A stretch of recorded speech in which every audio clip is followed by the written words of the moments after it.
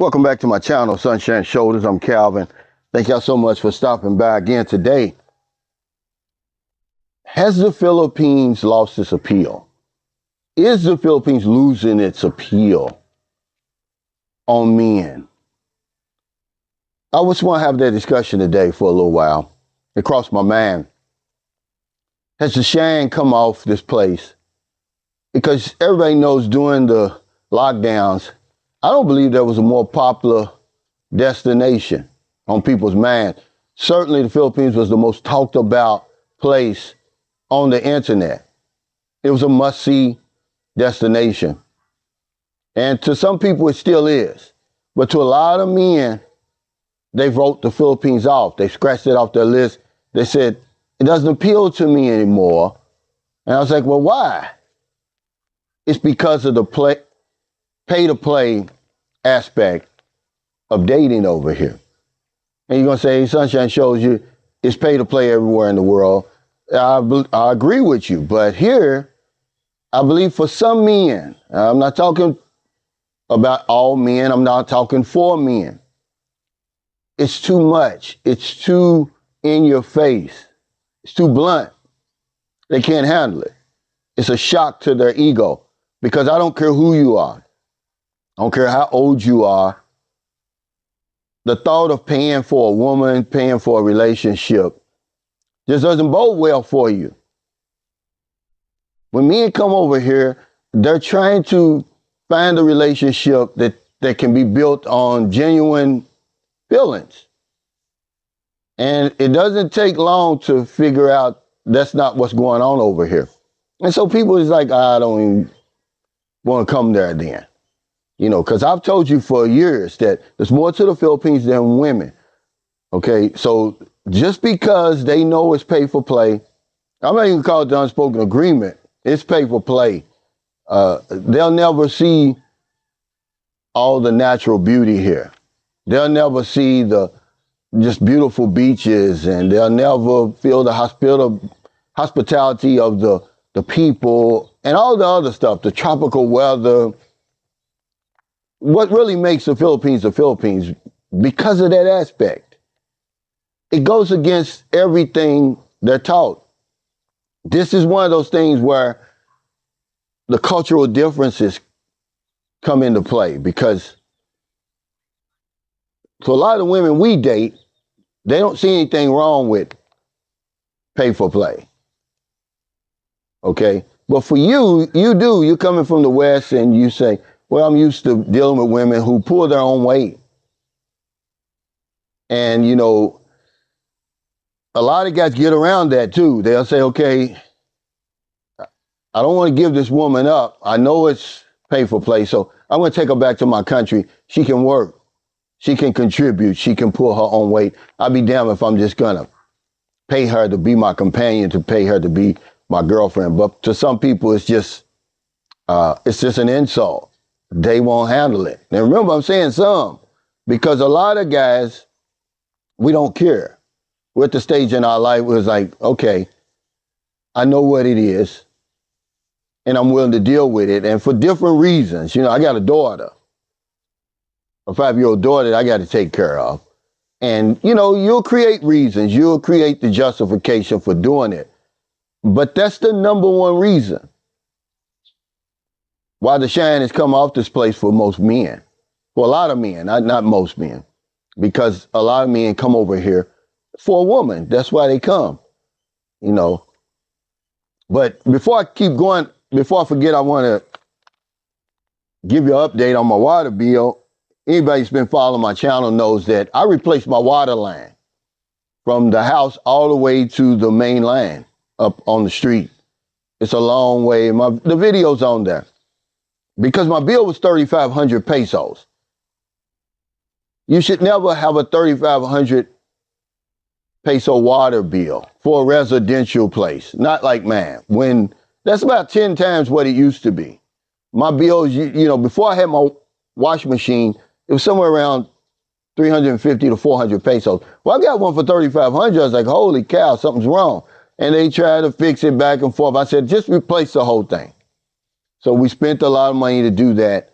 And That was July 15th. So when I got my bill for July, it had come down to 2,200. I said, okay. So then this is my first full bill since I replaced it. It's 743 pesos, 743.85. And I'm thinking it's about right because we wash a lot. But I think it's still a little high, but I would take this over 3,500. So for anybody who wants to know, yeah, I believe we fixed that problem. Because I've been dealing with the problem almost ever since I've been here. And somewhere there must have been a hole, a leak, or something. Okay, but also I got an update on Booby CRBA. They're requesting a DNA, which I'm pissed off, man. I've been through that process 2 times already. Never been asked for a DNA, but I've always had all the requirements. We did not have the ultrasound photo. That's what they want. They want evidence of her pregnancy, which is the basic thing that you should have when you go for CRBA. We didn't have it. They didn't buy the lockdown. They didn't buy the pandemic. And Marilyn wasn't going to the doctor like she normally would.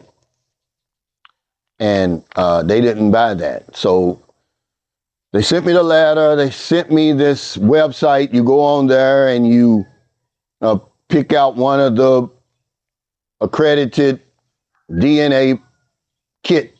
There are places to buy your DNA kit. You order it. They'll send it to the embassy. The embassy will call you in for a schedule, for an appointment. And then, they'll take the swab. They take it out of your mouth, your jaw, your cheek, and go from there. It's going to cost, it's not as expensive as what I thought. I thought it was going to be 700 each. No, it's 750 pesos for all 3 of us together. 575 for me and Marilyn, and then 175 for Booby. Now, I don't know if they charge you to send that to Manila or not. I don't think they do, but if they do, that's an extra expense. And then, of course, I got to buy round trip tickets, either flying or the boat to Manila, take that time out and all of that. Then they say it's 6 to 8 weeks. Okay. But yeah, I'm kind of disappointed, but I don't have a choice. I've got to do it, So anybody out there who's having children with foreign women, go ahead and do it, man. The DNA, 750, really about $1,500 altogether. It's probably what I'm going to end up spending. And my time, my precious time. It's worth it. I just want to get it out of the way, I don't want to deal with them anymore. They pissed me off so bad. But let's get back to why a lot of men are just saying the hell with it. They know in Colombia, they know in the DR, they know in Brazil, and all these other places where men go that you got to pay for it, but it's not so in your face like it is here. It just shocks people. It's just too upfront. And a lot of men just can't deal with it. The Johns can deal with it, but the Joes, we think we're different, but we're really not. We're really the same. We come over here for the same thing. We just go about it differently. John, he takes the shortcut. Joe, he takes the long way home, but you're here for the same reason.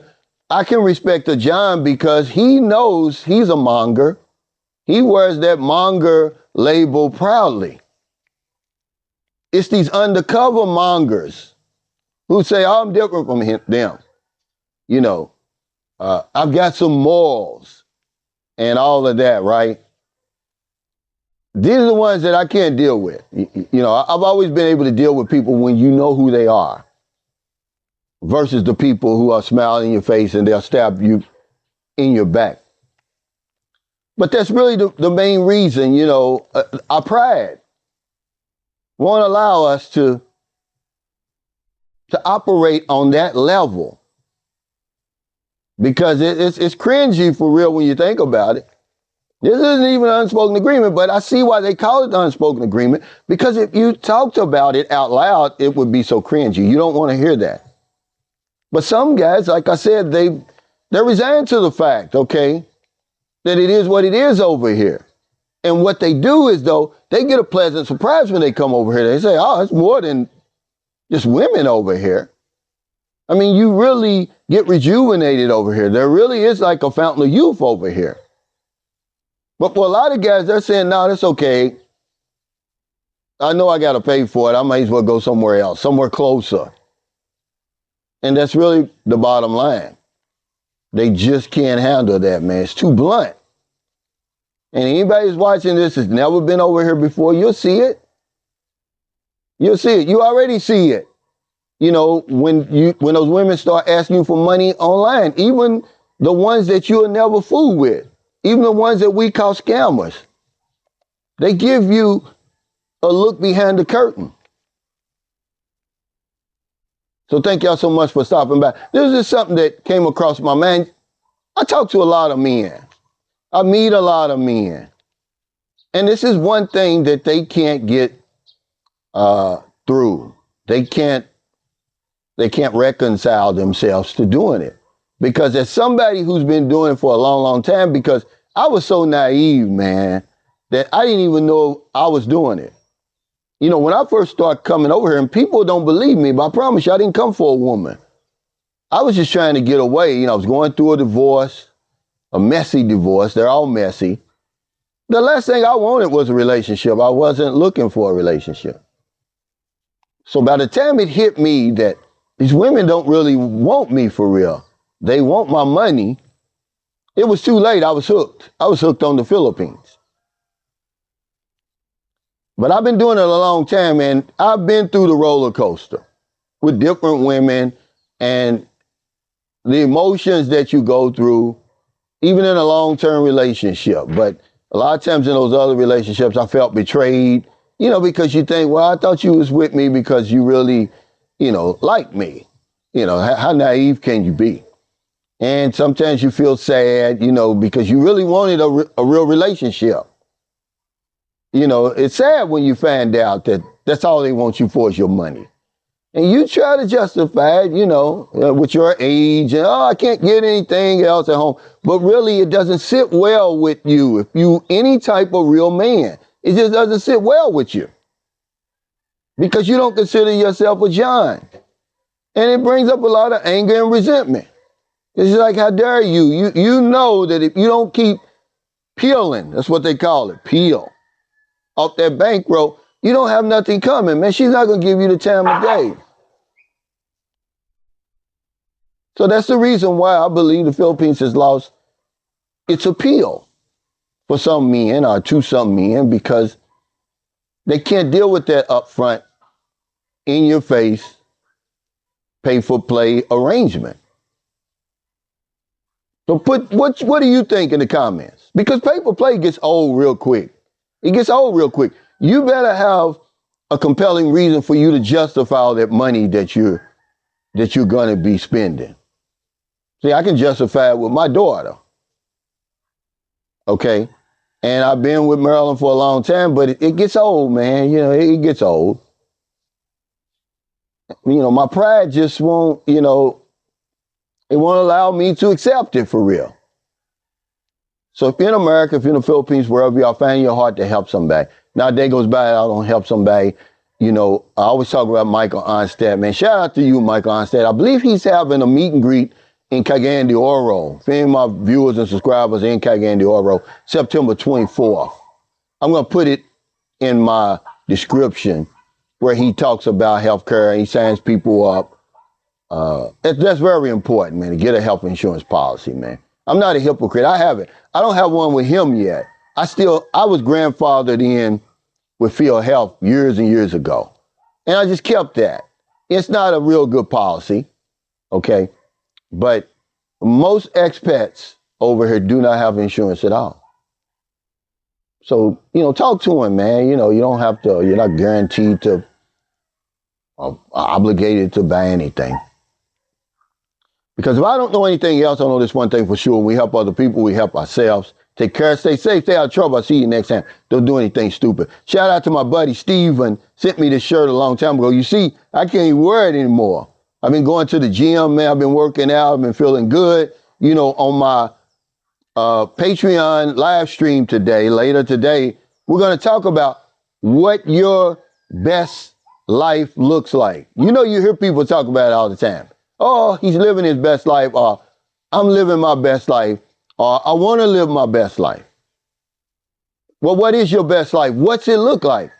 How you ever gonna know you're living your best life if you don't know what that best life looks like? So we're gonna talk about that because I've been reading, the 12 Riches of Life by Napoleon Hill, the 10 Secret Scrolls by Og Mandino. I've been through my little library of self-help books trying to come up with what my best life looks like. So take care, y'all. But like I said, don't do anything stupid, man. Don't come over here thinking, oh, my girlfriend's different, because you get that argument. Or my wife is different. They're not, man. I'm sorry. There's not any different. It's all the same. If you're a John, if you're a Joe over here, so what? You get to a stage in your life where you really don't care what people think about you. You got to look yourself in the mirror, though. You got to make yourself all right with it, or it's not going to work out. I believe that's the reason why, we go through so many relationships over here. Because at some point, you're just like, is it even worth it? What she's offering? I'd rather be a John. We're all going to pay for it. We all come over here for the same thing, but at least he doesn't have to put up with the shit you got to put up with. The tempo and all the other stuff, that you have to deal with. It's just something, guys, that came across my mind, and you hear people talk about all the time. I know pay for play is everywhere, but it's not as up front and in your face as it is here. And I'll argue with anybody about it. It's one of the things you got to reconcile yourself to over here. Okay?